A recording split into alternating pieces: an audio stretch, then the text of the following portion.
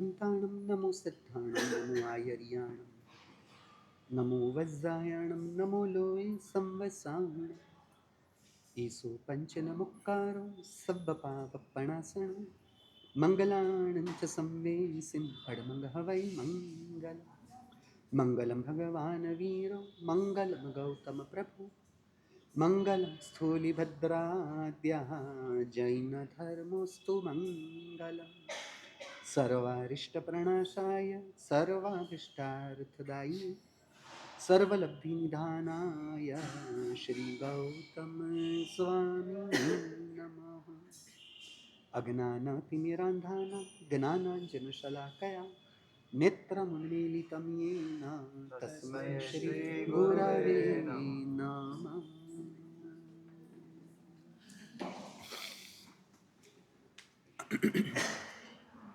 आज से नौपद जी की ओली का प्रारंभ हुआ है। नौपद जी की साधना को समझना है और उसके लिए रत्नाकर सूरी महाराज साहब ने श्री श्रीवाल कहा नाम के ग्रंथ में श्रीपाल कथा प्राकृत में श्री श्रीवाल कहा में नौपद की महिमा बताते हुए उन्होंने एक अच्छा सूत्र हमें दिया।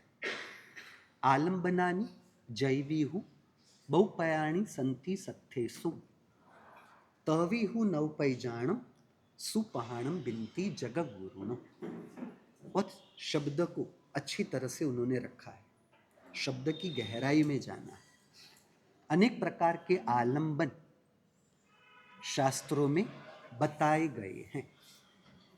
बहुत प्रकार के आलंबन परमात्मा के वचनों में प्रकाशित है।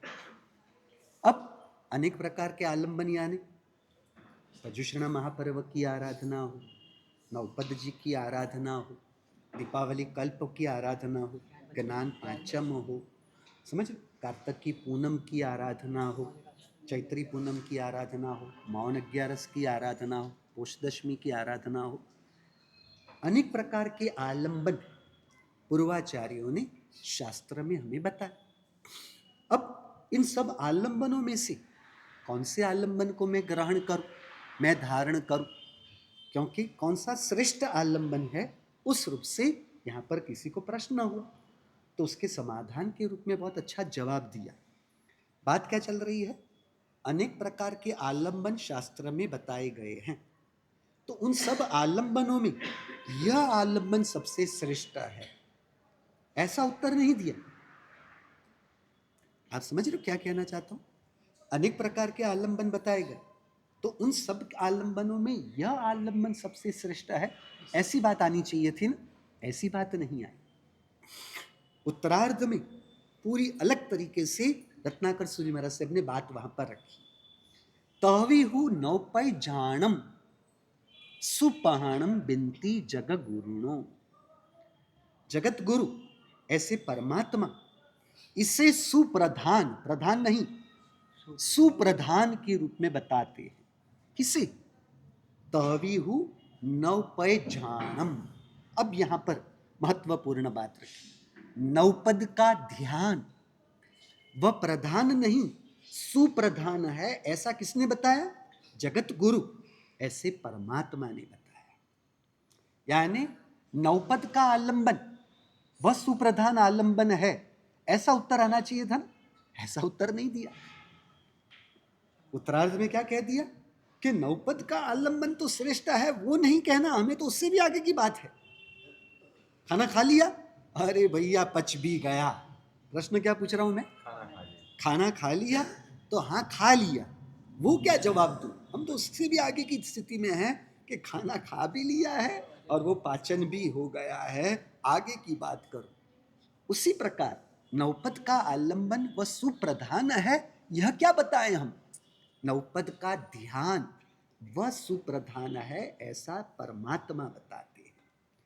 अब समझने की बात थी कि आलंबन, और यहां बात रखी ध्यान, यानी परमात्मा के शासन में नौपद के संदर्भ में ध्यान की बात बताई है। जगत गुरु ने श्रेष्ठतम आराधना के रूप में, साधना के रूप में, यहां यह जिक्र नहीं किया कि 9 पद के दिनों में आप 9 एम्बिल करो, या एक धान के एम्बिल करो, या अलूना एम्बिल करो, या एक द्रव्य से आलम्बन एम्बिल करो, क्योंकि एम्बिल करने के लिए शरीर के सामर्थ्य की जरूरत पड़ती है। शक्ति होगी तो तप और त्याग धर्म की आराधना शरीर के द्वारा हो सकेगी ना, समझ रहे हो? शक्ति हो तो ही शरीर से तप या त्याग की क्रिया होगी, परंतु जिनके पास यह शारीरिक क्षमता ना हो तो क्या वे नवपद की साधना से वंचित रह जाएंगे? नहीं। जो सबके लिए उपयुक्त हो सकती है, जिसमें शारीरिक क्षमता की कमी हो या शारीरिक क्षमता हो, वो उसके अंदर कोई मायने नहीं रखता। क्या मायने रखता है? नवपद के साथ ध्यान साधना रूप संबंध जुड़े। और हमारे शास्त्र में तो कैसा है पता है? ध्यान की बात की जाए, ये सब बहुत ऊपर ऊपर की बातें, सब ये ऊंची ऊंची बातें हैं, ये अपनी लेवल की बात नहीं। अपने को तो ये करना है, ये नहीं करना है, ये करना है, ये नहीं करना है, ये करना है, वो करने का लिस्ट इतना बड़ा बना देते हैं। ये सब ऊपर की बात है। ये सब ध्यान प्यान वाले हैं ना, सब क्रिया सब छोड़ देते हैं, फिर सब क्रिया छोड़ दे और ध्यान करो, ऐसा थोड़ी ना होता है। ऐसी कोई बात परमात्मा के शासन में बताई ही नहीं है, क्योंकि हमने आगे भी बात की थी। पद्म विजय जी महाराज साहब ने ऋषभदेव परमात्मा के स्तवन में भी इस बात का जिक्र किया, तारे तू तेहने, हे प्रभु आप उन जीवों को तारते हो, उन जीवों को तारते हो। किन जीवों को? तारे तू तेहने, पर तेहने यानी आप उन्हें तारते हो, पर किन्हें? जे धरे ताहरू ध्यान, जो आपका ध्यान धरेगा परमात्मा, आप उसी को तारते हो, वही तैर सकता है संसार सागर को। अब सोचो तो सही, ऋषभदेव परमात्मा के स्तवन में जहां पद्म विजय जी महाराज से परमात्मा के अतिशयों की बात करते हैं, 84 देववंदन के जो स्तवन है ना, 5 स्तवन, ऋषभदेव परमात्मा, शांतिनाथ परमात्मा, निम्नाथ परमात्मा, पार्श्वनाथ परमात्मा और महावीर स्वामी परमात्मा, तो इनके जो भी 5 स्तवन है उनमें आप ज्यादातर देखोगे तो आगे के जो 4 है ना, उनके अंदर अतिशयों की बात है। महावीर स्वामी भगवान के संबंध स्तवन में अतिशयों की बात नहीं।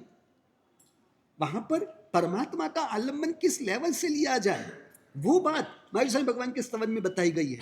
आपको तो पता ही है, आपको तो ध्यान में ही है। अरे महाराज साहब इतनी क्रिया क्रिया क्रिया क्रिया करते, इसलिए फिर तू जा मैं आया, उस तरह से राजधानी से भी फास्ट, राजधानी से भी फास्ट, वंदे भारत उससे भी फास्ट, दुरंतो से भी फास्ट। हम तो बुलेट ट्रेन वाले हैं, हम तो फ्लाइट वाले हैं, हम तो रॉकेट वाले हैं।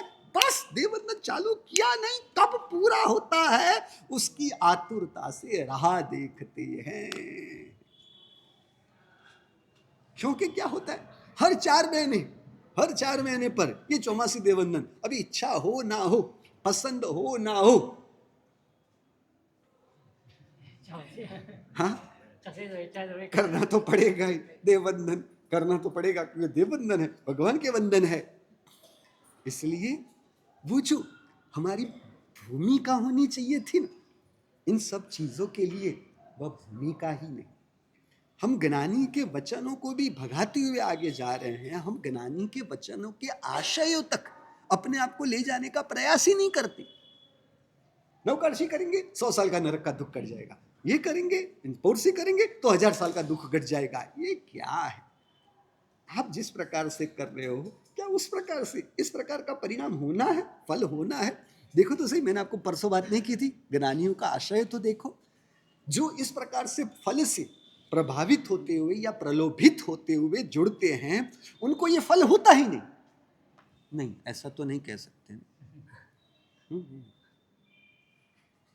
उनको ऐसा कहना जिनको होता है वो इसके एक्सपेक्टेशन रखते हैं, क्योंकि ये तो सभी बातें परिणति के स्तर की बात थी। परिणति के स्तर पर हो तब 100 साल का नरक का दुख तो कुछ भी नहीं। ज्ञानी श्वासोश्वास मां करे कर्मनो छे, ज्ञानी केवल श्वासोश्वास में कर्म का छेद कर देते हैं। पर कितने कर्मों का छेद करते हैं, कितने कर्मों का छेद करते हैं? तो कहा पूर्व कोड़ी वर्षा लगे, 70,560 अबज साल अपच, अरब अरब बोलते हैं। हाँ अरब बोलते हैं आप? गुजराती में अच्छा, अरब बोलते हैं। अच्छा अरब बोलते हैं। मुझे मैंने कि आपकी कई गलती, यानी अबज के ऊपर का अरब आप बोल रहे होंगे, इसलिए मैं ऐसा मिच्छा मेरी गलती होगी। तो 70,560 अरब साल, 70,560 अरब वर्ष बराबर एक पूर्व। वैसे कितने पूर्व? 1 करोड़ पूर्व तक अगनानी जो करता है, ज्ञानी केवल श्वासोश्वास में वो कर्मों का छेद कर देते हैं। था पढ़ियो। ज्ञानी का अर्थ क्या हुआ सर? ज्ञानी का अर्थ क्या हुआ? जो आत्मज्ञानी पुरुष है, जिन्होंने ज्ञान स्वभावी आत्मा को जान लिया, वही ज्ञानी। समझदर्शी। आप क्या समझते हो? वो मास्तुस मुनि, ज्ञानावरणीय कर्म का उदय था, उस वजह से वो कुछ याद नहीं कर पा रहे थे। उसके संदर्भ में स्पष्टता कर लो भैया, ऐसी गलतफहमी में मत रहना। मास्तुस, दीक्षा ली, महात्मा का नाम मास्तुस नहीं है भैया। भले वहां पर हर जगह पर मास्तुस मुनि शब्द प्रयोग में मिलता है, महात्मा का नाम मास्तुस मुनि नहीं है। महात्मा का नाम तो बताया भी नहीं है, और मुझे आया होगा तो मुझे याद भी नहीं है। अब उन्होंने दीक्षा ली। अब दीक्षा लेने के बाद तो हमें क्या करना होता है? दीक्षा लेने के बाद हमारे जो साधु क्रिया के सूत्र है वो हमें याद करने। तो साधु क्रिया का जो वंदित सूत्र होता है, आपकी भाषा में वंदित सूत्र यानी प्रतिक्रमण सूत्र, अपनी सरल भाषा में कहो तो प्रतिक्रमण सूत्र, बराबर? इनको पता है, पगाम सिंचाई, बराबर? तो वो प्रतिक्रमण सूत्र याद करने को कहा, याद ही नहीं हो रहा है। चलो उससे नीचे आ जाते हैं, इच्छामि धामी कौसगम, चलो वो सूत्र करें, क्योंकि हमारा सूत्र आपसे थोड़ा अलग है। आपका पंचम मणुवायाणम, तीणम गुणवायाणम, चौवणम शिक्षावायाणम, आपकी इस प्रकार की आएगी ना बात। हमारे तो ऐसी बात ही नहीं होगी। हमारे तो आपके 12 व्रत, 5 अणुव्रत, 3 गुण व्रत और 5 और 4 शिक्षा व्रत, ये 12 व्रत की बात है। 12 नहीं, जाने दो जाने दो, कहाँ सब जगह पर भांडा फोड़ता जाऊं यार।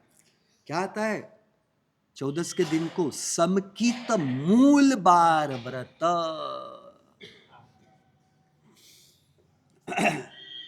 समकित का मतलब भी अल्लाह मालूम, सुदेव सुदेव कुदेव ये सब चलाया, भगवान के वचनों पर श्रद्धा ये सब चलाया।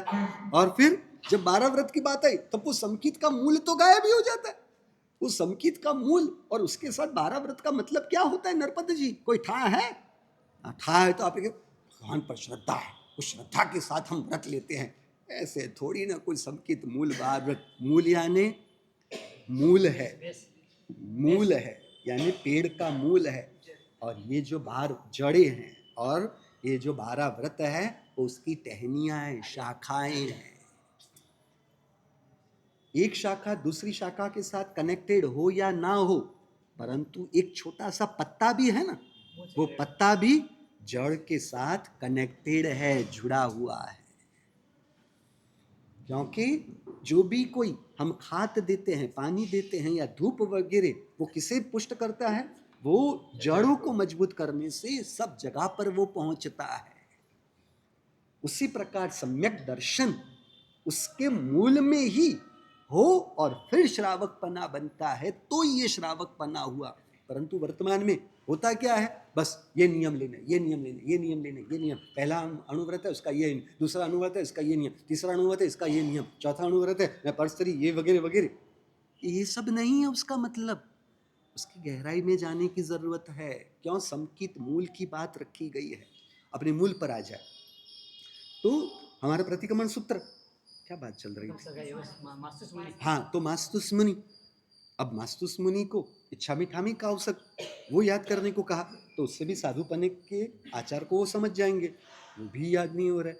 चलो तो सामयिक दंडक सूत्र जो हमारा है, आपका दुवियम तिवेणम है, हमारा तिवियम तिवेणम, आपका जाव नियमम या जाव पोषम है, हमारा जावत जीव है, बराबर? तो ये जो सामयिक दंडक है वो याद करने को कहा गया, वो भी याद नहीं रहा। अब करे तो करे क्या? तो फिर कहा राग नहीं करना है, द्वेष नहीं करना है। समझ लो? तो द्वेष नहीं करना है यानी रोष नहीं करना है, समझ लो? तो रोष को रुस, मारुस, समझे क्या?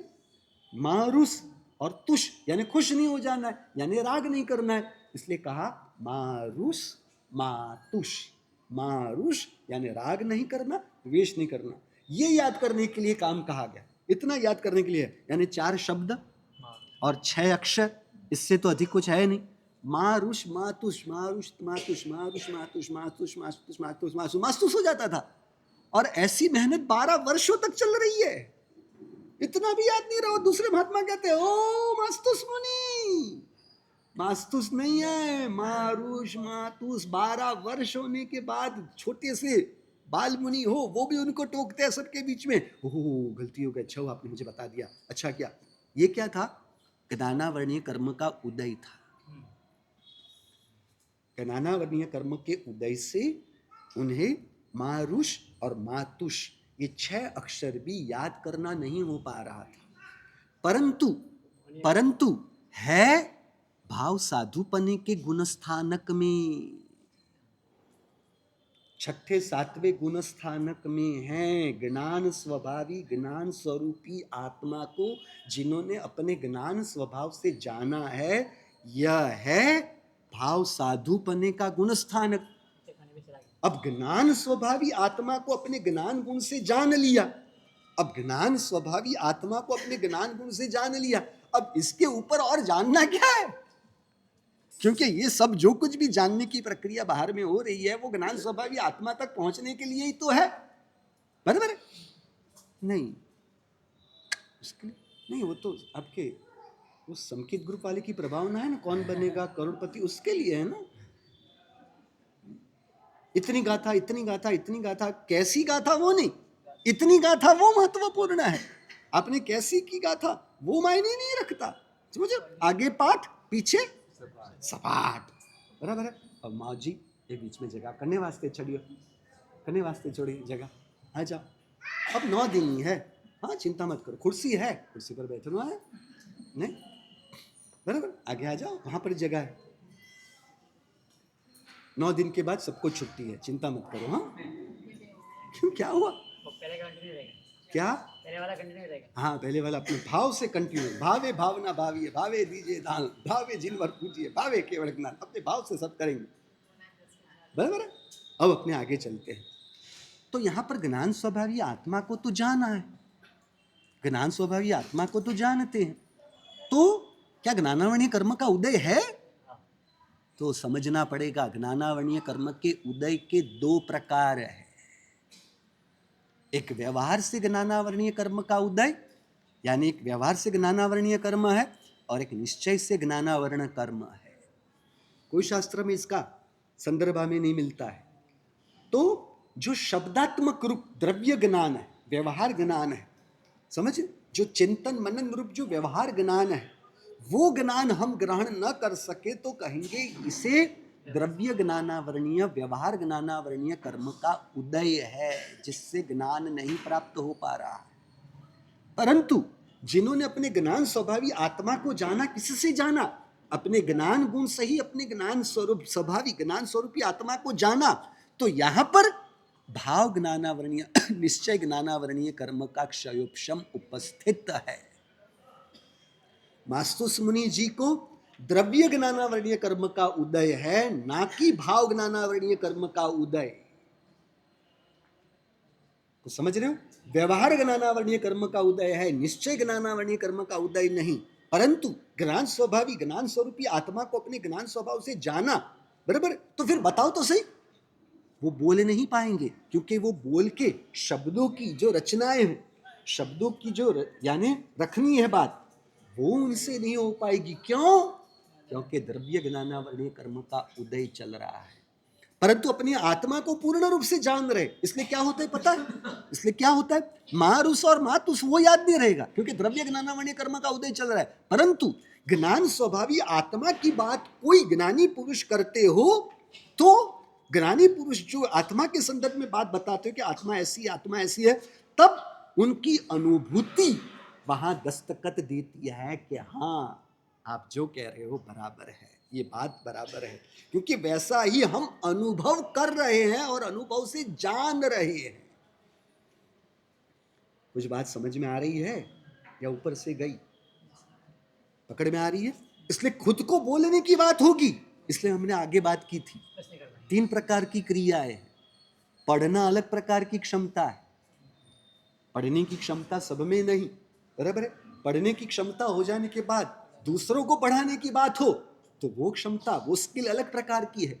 सबके पास वो स्किल नहीं होती। मनोज जी, मनोज जी, मनोज जी, एम्बिल है तो आज चाय ही नहीं पिए।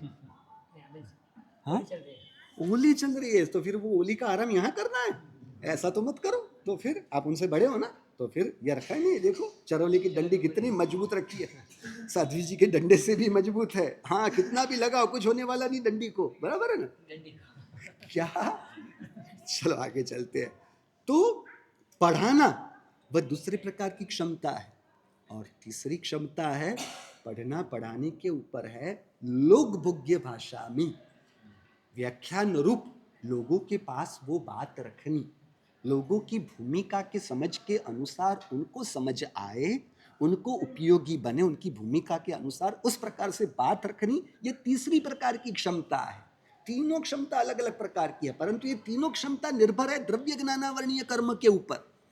तो वो मास्तुस मुनि जी के पास नहीं है, परंतु भाव ज्ञानावरणीय कर्म का उदय नहीं, इसलिए ज्ञान स्वभावी आत्मा को जानते हुए उसे बताने के लिए फिर से शब्दों की जरूरत पड़ेगी, द्रव्य ज्ञानावरणीय कर्म की क्षयोक्षम की जरूरत पड़ेगी। वो उनके पास न होने की वजह से वो दूसरों को समझा नहीं पाएंगे, बता नहीं पाएंगे।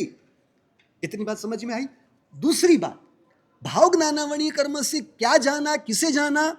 परमात्मा स्वरूपी आत्मा को जाना, यानी आत्मा को पूर्ण रूप से जाना है अनुभूति के आधार पर। परंतु जो बाहर के संदर्भ की बातें हो वो उनको ना पता हो, यानी हम उनको पूछे कि सातवें नरक का आयुष्य कितना है, वो नहीं पता, क्योंकि वो याद रखने के लिए भी फिर से द्रव्य ज्ञानावरणीय कर्म की क्षयोक्षम की जरूरत पड़ेगी, वो उनके पास नहीं है। कुछ बात समझ में आ रही है? प्रभु का पूरा मार्ग, हमारी मूल बात, अरिहंत पद ध्यातो थको। नवपद जी के दोहे अध्यात्म के गर्भ से गर्भित है, यानी अध्यात्म के रहस्यों से गर्भित है। क्या बताया यहां पर रत्नाकर सूरी महाराज साहब ने? पहले रत्नाकर सूरी महाराज साहब ने बताया कि अनेक प्रकार के आलंबनों में श्रेष्ठतम आलंबन नवपद का है, नहीं उससे ऊपर की बात, नवपद का ध्यान व श्रेष्ठतम सुप्रधान के रूप में परमात्मा बता रहे हैं। रत्नाकर सूरी महाराज साहब ने यहाँ पर ध्यान के संदर्भ में बात बताई। पद्म विजय जी महाराज साहब ने ऋषभदेव परमात्मा के भी ध्यान के संदर्भ में तारे तू तेहने जे धरे तारू ध्यान, और नवपद जी के जो दोहे हैं उसमें भी क्या बताई बात, अरिहंत पद ध्यातो थको। मुझे दोहे आते हैं, हाँ हमारे वहां वर्ग है ऐसा, मुझे दोहे आते हैं और मैं दोहे और विधि पूर्वक करता हूं, विधि पूर्वक क्रिया पूर्वक मैं सब करता हूं। और उसका मतलब कोई है ठा कौन ही बाबू जी, वह ठा कौन, वह मत पूछो। हाँ, अरिहंत पद ध्यातो थको, अरे दब्बा गुण पचाए, अभेद छेद करी आत्मा, अरिहंत रूपी था है, ओम ह्रीम श्री परमेश्वराय परमेश्वराय जन्म। नहीं, उसमें क्या होता है? हाँ, वीर जिनेश्वर उपदेशे तमें सांभड़ जो चित्त लाई रे। हाँ, चित्त लाई रे, कौन सांभड़ जो? आप मजाक मत करो यार, मजाक मत करो, ये मजाक करने बैठे। समझ, वीर जिनेश्वर उपदेशे तमें सांभड़ जो चित्त लाई रे। चित्त कटे, चित्त कटे, चित्त कटे।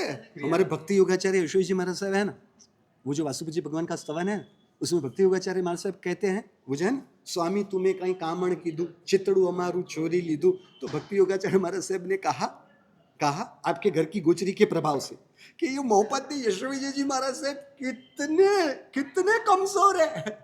अब देखो ना, कोई सामर्थ्य इनमें नहीं है कि वो परमात्मा के पास गए, परमात्मा ने उनके चित्त को यानी उनको चुरा लिया, परमात्मा ने उपाध्याय यशोविजय महाराज साहब के चित्त को चुरा लिया। आप कमलेश जी, नरपत जी, भगवान को चैलेंज कर सकते हो, भगवान आपकी ताकत नहीं कि आप हमारा चित्त चुरा सको। आप बलवान हो ना, मोहपद्य महाराज से तो बेचारे कमजोर निकले, निर्बल निकले, कोई ताकत ही नहीं, कोई सामर्थ्य ही नहीं कि वो कह बैठे प्रभु आपने हम पर कामन टूमन किया। समझ रहे, वो ब्लैक मैजिक, समझ रहे, वो ब्लैक मैजिक किया और आपने हमारे चित्त को चुरा लिया। प्रभु आप हमारा चित्त चुरा के बताओ। मनुष्य जी, आप प्रभु के चैलेंज कर सकते हो ना, प्रभु ताकत नहीं है कि आप चित्त चुरा सको। गलत बताया, घर में रख के आते हैं हमारे, क्योंकि मैं चित्त लेकर आऊं तो चित्त को चुराओगे ना, मैं चित्त लेकर आता ही नहीं हूं तो चित्त चुराओगे कैसे? क्यों? ऐसा भक्ति योगाचार्य यशोविजय महाराज साहब ने बताया था।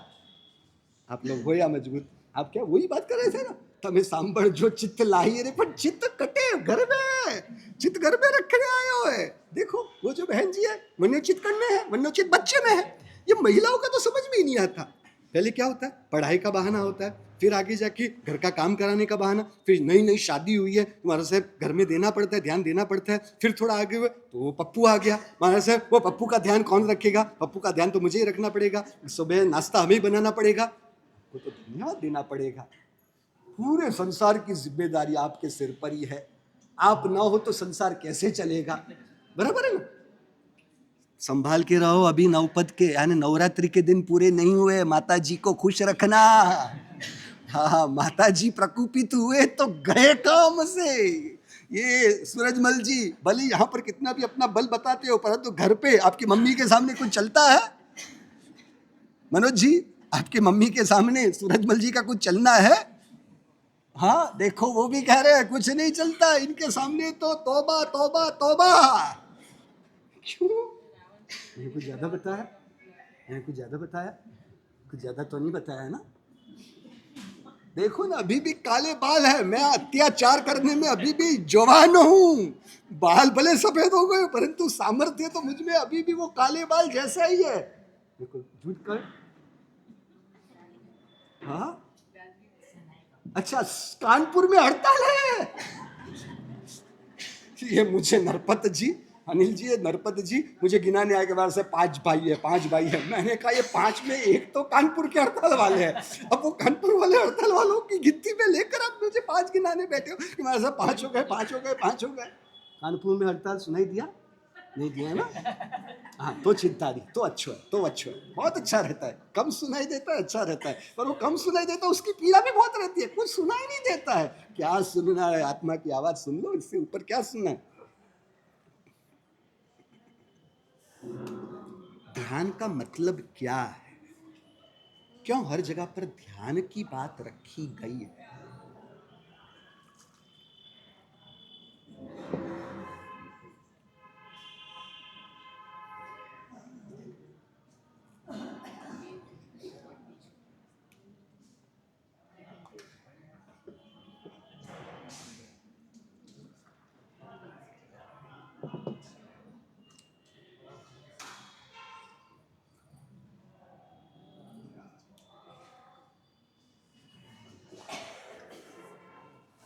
इन शाबिकाओं के ऊपर है ना, हमें बहुत दया आती है, सीरियसली कह रहा हूँ।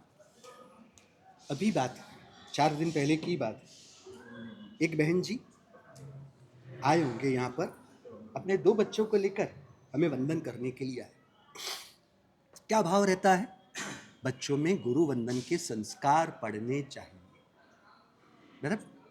और फिर मैंने कहा बच्चों का ध्यान रख रहे, हमारे से हो सके उतने संस्कार दे रही हैं। मैंने कहा आपको संस्कार कौन से मिले हैं, क्या आप उनको संस्कार देने की बात कर रहे हो? आपको संस्कार का मतलब पता है? आपको याद हो तो हमने 13 जुलाई के प्रवचन में इस बात का उल्लेख किया, क्योंकि आप तो पैसों से सुख मानते हो ना, हमारे से पैसों से सुख मानते, तो आप संस्कार के रूप में बच्चों की परवरिश करते हुए संस्कार के रूप में आप यही सोच देने वाले हो, यही मान्यता देने वाले हो। आप मटेरियलिस्टिक वर्ल्ड, भौतिक जगत, जड़ पदार्थों का जो विश्व है, आप तो उससे सुख मानते हो। हमारे से मुझसे सुख सरल थे बहन जी, इसलिए कबूल किया हमारे से उससे, तो आप तो वही संस्कार उसे देने वाले हो, परवरिश करते हुए।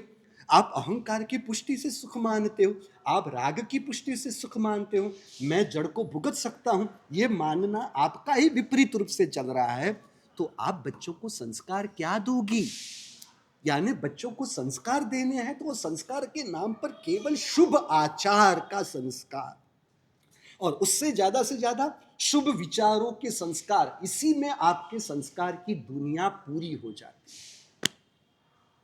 आप समझ रहे हो? पेड़ जब पौधे की स्थिति में है तब माली की जिम्मेदारी कितनी बड़ी होती है। वो जो उसे आकार दे, उस आकार रूप वो परिवर्तित होकर पेड़ का आकार धारण करेगा। आपके पास बच्चे पौधे के रूप में है, परंतु आपके पास स्पष्टता कहां है? आप तो मान सम्मान प्रशंसा उससे सुख मानते हो, बराबर है। घर में कोई शादी का प्रसंग हो और आपको कपड़े एक उपहार के रूप में प्राप्त होते हैं, खुशी होती है ना? क्यों खुशी हुई? चेतन को जड़ से खुशी क्यों हुई? क्योंकि कपड़ों का संबंध तो शरीर के साथ है। कपड़ा शरीर को ढकने वाला है, कपड़े से शरीर की शोभा बढ़ने वाली है। कपड़े से आत्मा को क्या लेना देना है कि जो जड़ कपड़े और शरीर के बीच की क्रिया होने वाली है, उसमें आत्मा को खुश होने की जरूरत क्या थी? यह स्पष्टता ही हमारे पास नहीं। और ऊपर ऊपर से बस मोक्ष चाहिए, बराबर है, परंतु भीतर से तो पुण्य के बंधनों से सुख मानती है आत्मा। हमने परसों बात की ना, हमें भौतिक सामग्रियां, सुविधाएं, अनुकूलता वह पसंद है जो पुण्य के उदय का फल है। पुण्य के उदय से ही ये सुविधाएं मिलती है। यानी आपने सुविधाओं को पसंद की, यानी पुण्य के उदय को पसंद किया। पुण्य के उदय को पसंद किया तो पुण्य का उदय कब होगा? जब पुण्य का बंध होगा। यानी आपने तो कर्म के बंधनों को सुख माना, उसे पसंद किया। जिसे पुण्य कर्म के बंधन पसंद है, उसके मुख पर मोक्ष शब्द क्या शोभा देगा, जचता है? बोलो, ये बेटी बैठी है, शादी हो गई बेटा? नहीं हुई। बेंगलोर में घर मिले, लड़का बेंगलोर का मिले, सुखी हो जाओगे ऐसा मानते हो ना? तो क्या मानते हो? घोटाले वाली बातें क्यों कर रहे हो सबके बीच में? हाँ, सबके, मैं जो बोलूंगी सच के सिवा वो किताब रखवानी मुझे? तो फिर यही है सोच। बेंगलोर में जाएंगे, या आपने ऊपर उससे यूएस का कुछ देखा है लड़का, तो फिर बॉम्बे का, अच्छा आपको पता चल गया बॉम्बे का है। समझ रहे हो? यानी हम भौतिक पदार्थ से सुख मान रहे हैं, यानी हम आत्मा आनंद स्वरूप है, वही श्रद्धा से भ्रष्ट है। और ज्ञानी कहते हैं जो अपने आनंद स्वभावी आत्मा की श्रद्धा नहीं करता, उसकी श्रद्धा जगत में किसी के ऊपर कभी भी नहीं हो सकती। कुछ समझ रहे हो? जो आनंद स्वभावी आत्मा है और दूसरे नंबर में जो ज्ञान स्वभावी आत्मा है, उसी की श्रद्धा कहाँ है हम में। इसलिए हमारे पास जब बालक को 30 दिन या 40 दिन के बाद नौकर सुनाने के लिए लेके आते हैं, हम अक्सर यही हित शिक्षा के बिना पूछे हित शिक्षा देने बैठ जाते हैं। गुरु है ना, इसलिए गुरु को तो बोलने का, उपदेश देने का अधिकार है ना, उस तरह बोलने लग जाते हैं और इतना ही कहते हैं। देखो मैं बहन जी, शरीर के माता पिता तो पशु पंखी के जन्म में भी बहुत सारे मिले हैं। आप अपने बच्चे के शरीर के माता पिता बनोगे या आत्मा के माता पिता बनोगे? और जैसे ये बात रखी हो, मेरे से ये आत्मा के माता पिता बनना है, यानी क्या? तो ये बच्चा करने के पहले आना था, अभी पूछ रहे हो। समझ रहे हो? कौन सी बात करूं और कौन सी बात ना करूं, इसी में पूरा हो जाता है। समझिए, पैसों से सुख मानने वाले बच्चे को क्या संस्कार देंगे? बराबर। पुण्य से सुख मानने वाले, सदगति से सुख मानने वाले, वो मोक्ष को क्या समझेंगे, निर्जरा को क्या समझेंगे? समझ रहे हो? इसलिए इनके प्रति दया आती है कि इन लोगों के पास दृष्टि नहीं होगी तो ये दृष्टि बच्चों को कैसे देंगे? और एक अंध दूसरे अंध को मार्ग की यात्रा कराते हुए मंजिल तक कैसे पहुंचाए? इसलिए तो मोहम्मद यीशु जी महाराज साहब ने 125 गाथा के स्तवन की दूसरी ढाल में क्या कहा बताए? जाति अंधनो दोष न आकरो, जे नवी देखे पर अर्थ। जो जन्म से अंध है ना, चक्षु से, वो दोष बढ़ा नहीं है कि जो अर्थ को नहीं देख पाता, यानी चीज को नहीं देखता। मिथ्या दृष्टि नो तेह थी आकरो, जो मिथ्यात्व से अंध आत्मा है, जो अंतर चक्षु से अंध है, तेनो वह दोष तो उससे भी बहुत बड़ा है। माने अर्थ अनर्थ, वो अर्थ को ही अनर्थ मानती है। समझ रहे हो? पकड़ में आ रही है? जाने सत्य को ही असत्य मानती और असत्य को सत्य मानना, ये तो मिथ्या दृष्टि का अंधापा है, अंधकार है। बराबर है? आगे चलते हैं, अपना समय तो हो गया है। बराबर, अपने को तो देखना है। आलंबन और ध्यान, ये दो चीज रत्नाकर सूरी महाराज साहब ने बताई। अब आलंबन का मतलब क्या है? आलंबन का मतलब क्या करेंगे? तो बहुत एक सरल बात है, बहुत सीधी बात है। पानी है ना, पानी, पानी को आप जैसे ही ढाल की जगह देते हो, नीचे उतरने के लिए कोई धक्के की जरूरत नहीं पड़ती। पानी अपने आप नीचे बहने लगे। यानी पानी को नीचे जाना हो तो उसको कोई मेहनत नहीं करनी पड़ती, परंतु पानी को ऊपर चढ़ाना हो तो बहुत ही मेहनत करनी पड़ती है। मोटर का बल या पिचकारी का बल देना पड़ता है। मोटर का बल हो तब तक चलेगा, मोटर का जैसे ही बल देना पूरा हुआ बंद करोगे तुरंत ही ऊपर चढ़ा हुआ पानी नीचे उतर जाएगा। मोटर से पानी ऊपर चढ़ने की गति और नीचे उतरने की गति देखेंगे तो नीचे उतरने की गति बहुत प्रबल होती है, ऊपर चढ़ाने की गति तो बहुत कम धीमी गति से चलता है। बात समझ रहे हो? आलंबन का मतलब है मोटर का आलंबन। नवपद, नवपद का आलंबन, नवपद का आलंबन हमारी आत्मा रूपी पानी को उठाने के लिए। पानी की बात बताई ना, आत्मा पानी की जैसी निर्मल है, आत्मा पानी के समान निर्मल है। अशुभ निमित्त का आलंबन मिलते ही उस अशुभ निमित्त की असर में जाने के लिए आत्मा को कोई प्रयास नहीं करना पड़ता, बहुत ही सरलता से, सहजता से, स्वाभाविकता से उसकी असर में हम चले जाते हैं। किसी ने अशुभ वचन कहे तुरंत द्वेष, किसी ने शुभ वचन कहे तुरंत ही अहंकार की पुष्टि रूप खुश। यानी जो विभावों की पुष्टि करता हो, समझना, जो विभावों की पुष्टि करता हो, ऐसे निमित्तों की असर में आत्मा को जाने के लिए कोई प्रयास करना ही नहीं पड़ता, जो अपना स्वभाव नहीं, परंतु अपने स्वभाव में रहने की जो बात आती हो तो वो आत्मा से नहीं हो पाती। अहंकार आत्मा का गुण है या नम्रता? नम्रता। तो जो नम्रता स्वभावी आत्मा हो उसे नम्रता में रहना कठिन हो या फिर अहंकार में रहना वह कठिन हो? अनादिकाल का संस्कार है। अनादि अनादि अनादि ये सब बाजू में रखो भैया। मेरे पास तो ये अनादि बनादि की बात लाई तो जोर से चाटा लगा दूंगा। लगा दूं चाटा? अभी बोले हो तो कोई छोड़ूंगा नहीं मैं उधार, क्योंकि अब मुझे पता है अब मेरे जाने के दिन निकट आ रहे हैं, इसलिए अब आपके दबाव में या डर में मुझे रहने की जरूरत। हाँ, 4 महीने के लिए, 4.5 महीने के लिए रहना था तो संभाल के चलना पड़ता था। क्यों अनिल जी? अब मुझे कोई डर बर नहीं है। हाँ, डराने के लिए आना मत था। हाँ, डराने के लिए आ जाएंगे, बराबर है। यानी अभी तो जो है वो कह के रहूंगा, अब मैं डरने वाला नहीं हूँ। हाँ, एक नहीं गोचरी वाले दूसरे घर में हम गोचरी वार लेंगे, पर अब मैं डरने वाला नहीं हूँ। बात बराबर है, अपनी मूल बात। बिल्डिंग बनाने वाले 10 मंजिला बिल्डिंग टावर बनाने वाले बिल्डर की ताकत बड़ी या जो बिल्डिंग बनी उसकी ताकत बड़ी? बिल्डिंग की ताकत ज्यादा है ना, यहाँ बिल्डर। यानी बनाने वाले में सामर्थ्य अधिक है या जो बना है उसका सामर्थ्य अधिक है? नरपत जी आपका क्या कहना? बिल्डिंग की ताकत अधिक है ना, या बिल्डिंग बनाने वाले की ताकत अधिक? बना हो उसकी ताकत अधिक ना? नहीं तो फिर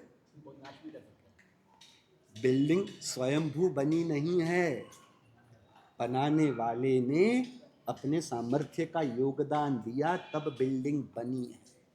और बनाने वाले में सामर्थ्य है, वो चाहे तो बिल्डिंग को जमींदोस्त कर सकता है। बात समझ में आ रही है? उसी प्रकार कर्म बांधने वाले की ताकत अधिक या जो कर्मों का बंध हुआ है उसकी ताकत अधिक? बांधने वाले की ताकत यदि अधिक हो तो फिर कर्म के संदर्भ में आत्मा क्यों चिंतित हो? कर्म निर्जरा की सोच आत्मा क्यों रखे? आत्म दृष्टि नहीं रखी तभी तो कर्म का बंध हुआ। तो कर्म को निकालने की जरूरत नहीं, जिस कारण से कर्म बंध हुआ है उस कारण पर ध्यान दे तो आत्मदृष्टि में आ जाएंगे, कर्म अपने आप निकल जाएंगे और नए कर्मों का बंध नहीं होगा। उसी प्रकार संस्कार डालने वाले आत्मा में अशुभ संस्कार डालने वाले आत्मा की ताकत अधिक या जो संस्कार आत्मा में है उसकी ताकत अधिक? आत्मा की तरह है। हाँ, क्या हुआ, बात बदल गई। एक समझ रहे हो, चंड कौशिक के आत्मा के संस्कार से तो हमारे संस्कार बहुत अच्छे और ऊंचे हैं। इंद्रभूति गौतम अहंकार के मेरु पर्वत पर आरोहण करके परमात्मा के पास आए थे। उनके अहंकार के संस्कार के सामने हमारे अहंकार के क्या संस्कार हैं, कुछ भी नहीं। और ऐसी आत्मा यदि आत्मदृष्टि को प्राप्त करके ऐसे कितने भी कठिन से कठिन, क्रूर से क्रूर संस्कार से मुक्त हो सकती हो, तो हमारी आत्मा क्यों नहीं हो सकती। परंतु सबसे बड़ी मुश्किल यही है, हमें जड़ की महिमा है, हमें अपने चेतन की महिमा ही नहीं। हमें जड़ पर विश्वास है, उसके 10वें हिस्से में 100वें हिस्से में भी हमें अपनी आत्मा पर विश्वास ही कहाँ है। आलंबन पानी के लिए बताया, अशुभ निमित्त मिलते ही, विभावों की पुष्टि करने वाले निमित्त मिलते ही उसकी असर में जाने के लिए आत्मा को कोई दिक्कत नहीं होती। समझ रहे? आपको एक छोटा सा उदाहरण दूं, एक छोटा सा उदाहरण। मनोज जी, आपको राजस्थान जाना है, एक हफ्ते के लिए जाना है, बराबर। अब एक हफ्ते के लिए जो राजस्थान में आपका रुकना होगा, उसके लिए कपड़े की पैकिंग की कितनी सारी व्यवस्था करनी पड़ती है ना, कितना समय देना पड़ता है और याद भी रखना पड़ता है, इस जगह पर ये रखा है, इस जगह पर ये रखा है, कितने दिन में ये कौन सा प्रसंग है, वहां कौन सा प्रसंग है, ये प्रसंग के लिए ये कपड़े चाहिए, ये कपड़े के लिए ये उचित कपड़े हैं, सब कितना सारा याद रखना पड़ता है ना, बराबर है। बैग भरने में कितना समय लगता है, कितना समय लगता है। अब भरी हुई बैग को खाली करने में कितना समय लगेगा, 5 मिनट। आप लल्लू और लल्लू बोलो, बैग खाली करने में कितना वक्त लगेगा। उठाओ बैग, करो उल्टी, हो गई खाली। विभावों को भरने में श्रम है, बोलो, विभावों को भरने में श्रम है या विभावों से खाली होने में श्रम है। बोलने वाले को गले में दर्द हो सकता है ना, मौन रहने वाले को तो कोई दर्द ही नहीं होने। बोलने वाले को बोलते हुए संभालना पड़ेगा, ऐसा बोलना चाहिए, ऐसा नहीं बोलना चाहिए, इतना बोलना चाहिए, इतना नहीं बोलना चाहिए। न बोलने वाले को सावधानी रखने की जरूरत पड़ेगी। हाँ, बोलने वाले के हिसाब से सामने वाले को पता चल जाएगा कि आप समझदार हो या मूर्ख हो। न बोलने वाले से तो पता ही नहीं चलना है। अब मुझे बताओ, न बोलने में हमें कठिनता महसूस होती है, बोलने में हमें कठिनता महसूस होती है।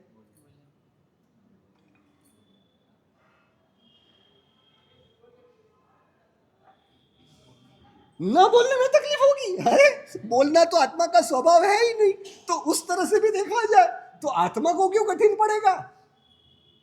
कुछ बात समझ में आ रही है या कठिन हो रही है। हमें आत्मा की बैग में विभावों का कचरा भरना हो, वहां तो सामान भरे थे, कपड़े भरे थे, नैपकिन वगैरह वगैरह वगैरह, यहाँ तो आत्मा की बैग में विभाव का कचरा भरना हो, कोई दिक्कत नहीं। परंतु आत्मा में से उस कचरे को खाली करने की बात हो तो ही कठिनता है। अपने आप को पूछो, अहंकार में श्रम है या नम्रता में, क्रोध में श्रम है या क्षमा में, लोभ में श्रम है या संतोष में, माया में श्रम है या सरलता में। अनिल जी, किसमें श्रम है। सावधानी कहाँ बरतनी पड़ती है, क्रोध में, मान में, माया में, लोभ में। सरलता में, नम्रता में, समता में क्या सावधानी बरतनी पड़ेगी। बोलो मनोज जी, क्या कहना है। गलती की या गलती हुई, माफी न मांगने में अनुकूलता रहती है या माफी मांगने में अनुकूलता लगती है।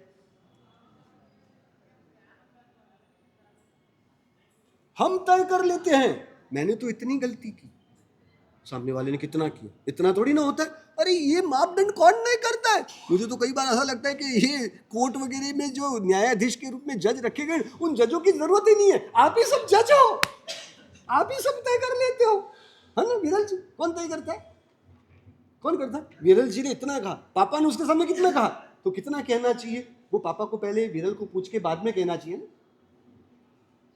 कमलेश जी बराबर ना? क्यों, क्या हुआ? श्राविका की जो गलती हुई तो कमलेश जी को कितना कहना चाहिए? वो माप कौन नक्की करेगा, कौन तय करेगा? बोलो, आपको पूछो, वर्षिता आपने किया है, कितनी प्रशंसा आपको मिलनी चाहिए, वो कौन तय करेगा? क्यों, क्या हुआ? कितनी अनुमोदना मिलनी चाहिए, इनको पूछो। बेटे, कितनी अनुमोदना मिलनी चाहिए? क्यों, क्या हुआ? क्या हुआ, बोलो, कितनी प्रशंसा मिलनी चाहिए? नहीं कि माप कितना है, माप मैं पूछ रहा हूं। हाँ, अच्छा, उसके लिए कोई माप नहीं? वाह रे वाह, वाह रे वाह। और किसी को कुछ बुरा कहने की बात हो तो माप से बोलना पड़ेगा। हाँ, बराबर है क्या नहीं भैया? ये सब क्या है? विभावों की पुष्टि हो तो उसमें कोई माप नहीं। विभावों को चोट पहुंचे उसमें आत्मा को तकलीफ पहुंचती है। यहां स्वभाव की या स्वरूप की महिमा ही कहां है? मुझे परमात्मा के आलंबन की जरूरत है या अंतर आत्मा में हमारे परिणाम है? हम परमात्मा के पास भले जाते हैं, मैंने एक हफ्ते पहले भी यही बात की थी आपको। परमात्मा का दर्शन क्यों करना है? परमात्मा की पूजा क्यों करनी है? रटी रटाई सुनी सुनाई बातें मत करना। आपके अंतर की संवेदना क्या है उसके आधार पर बताना। एम्बिल करने की जरूरत क्या है? जमीन कन का त्याग करने की जरूरत क्या है, क्यों है? शुभ कर रहे हो, अशुभ नहीं कर रहे हो, परंतु उसकी वजह क्या है? रटी रटाई सुनी सुनाई बात नहीं, अंतर में वह संवेदनाएं हैं, वह सहज संवेदना की जागृति है। प्रवचन में आ जाते हो, परंतु जिस प्रकार पैसों की भूख है उस प्रकार अपने आत्मा को पाने की भूख को लेकर प्रवचन में आए। जिज्ञासा जो बताई गई बात है, क्या है जिज्ञासा की तीव्रता? कौन सी है? दर्शन क्यों करते हो? दर्शन क्यों करते हो परमात्मा के? पूजा क्यों करते हो? परमात्मा ने कहा मेरे दर्शन करने के लिए आओ, परमात्मा ने कहा मेरी पूजा करने के लिए आओ, तो क्यों गए? बड़ी बड़ी बातें मत ठोकना, बहुत बड़ी बड़ी बातें कर रहे हो आप। अंतरात्मा से अपने आप को पूछो, है कोई ऐसी अंतर में संवेदना? नवपद के दिन है, नवपद के एम्बिल करें तो अच्छा है, ये क्या सोच है? ये किस प्रकार की सोच है? मैं आपको एम्बिल करने के लिए मना कर रहा हूं या दर्शन करने के लिए मना कर रहा हूं, ऐसा मत मैं सोचना। किस प्रकार की संवेदनाएं भीतर में है? संसार का नग्न सत्य कहूं, शादी के प्रारंभिक दिनों में, हफ्तों में जो शादी के लिए अपने जीवन साथी के लिए जो संवेदनाएं होती है, 2 साल 4 साल 6 साल के बाद क्या है?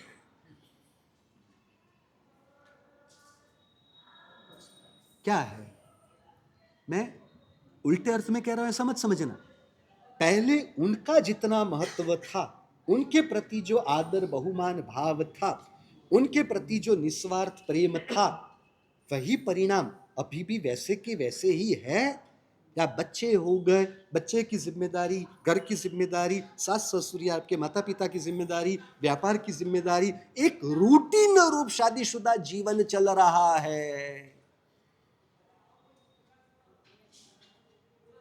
बोलो, शादी के पहले दिन, पहले हफ्ते श्रावक के लिए जो अंतर में परिणाम थे वही परिणाम अभी भी है?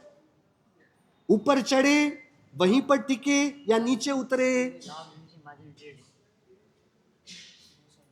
बोलो, सास ससुर के प्रति जो अंतर में भाव था उस समय, इतने वर्षों के बाद ऊपर चढ़े, वहीं पर रहे या नीचे उतरे?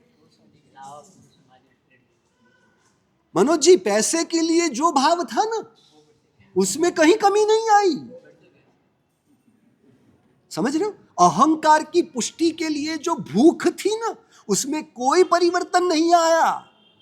समझ रहे हो? राग की जो अंतर में चाह थी ना विनोद जी, उसमें कोई परिवर्तन नहीं आया। इच्छा अपेक्षा की जो तीव्रता थी ना, उसमें क्या परिवर्तन आया? संसार के रिश्ते भी एक रूटीन क्रिया बन गई है, बराबर है? उसी प्रकार धर्म की क्रियाएं भी ऐसी रूटीन वाली स्थिति में तो नहीं आ गई है ना। याद करो ना, पहली बार जिंदगी में सामायिक किया था, तब वो सामायिक की के धर्म के प्रति जो जितना और जैसा आदर बहुमान का परिणाम था, वही का वही भाव अभी भी टिका हुआ है ना। मैं आपको अपमानित कर रहा हूं, ऐसा मत समझना। विभाव के संदर्भ में कहीं पर भी कमी नहीं आई। विभाव के संदर्भ में कोई कमी नहीं आई। बोलो शशि जी, कोई कहना है? हाँ, रूटीन के रूप में नौकरी करने वाला जिस प्रकार रूटीन से नौकरी करता है, व्हाट नेक्स्ट, मैं कौन हूं और मैं यहां किस लिए आया हूं, है कोई अंतर में ऐसी स्पष्टता? बात पकड़ में आ रही है?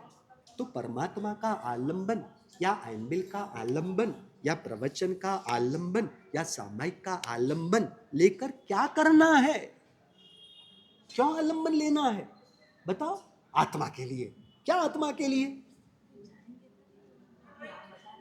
तो वो जानने की भी वो भूख की तीव्रता, जिस प्रकार चौबीरा छठ करके जो रात में वो पानी पानी पानी की जो प्यास थी, वही प्यास है ना, वैसी ही प्यास है ना, होनी चाहिए। वो सब बड़ी बड़ी बातें भी मत करना। हाँ, तो रूटीन में है। अगले साल का चातुर्मास तय हो गया है, वो भी रूटीन में आएंगे। मैं चला जाऊंगा, वो भी आगे, वो भी चले जाएंगे। रूटीन। शिक्षक आगे निकल रहे हैं, विद्यार्थी वहीं के वहीं। दीक्षा के संदर्भ में मेरी बात है ही नहीं। आलंबन को ध्यान की स्थिति तक पहुंचाने की बात बताई, क्योंकि ध्यान में आलंबन में जिसका आलंबन लिया जाता है वह भी उपस्थित है, और जो आलंबन लेने वाला है वह भी उपस्थित है। ध्यान में यानी वहां दो है। ध्यान में भेद मिट जाते हैं। जिसका परमात्मा का ध्यान किया जाता है और जो परमात्मा का ध्यान करने वाली आत्मा है, एक और एक दो नहीं, एक और एक बन जाए।